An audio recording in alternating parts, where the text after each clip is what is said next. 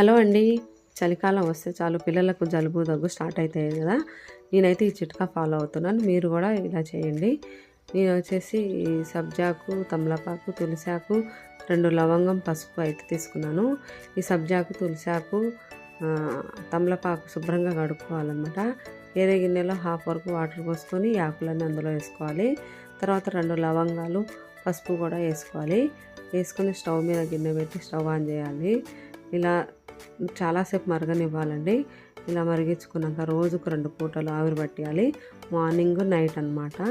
ఇప్పుడు మా బాబాకు ఆవిరి పట్టిస్తున్నాను చూడండి.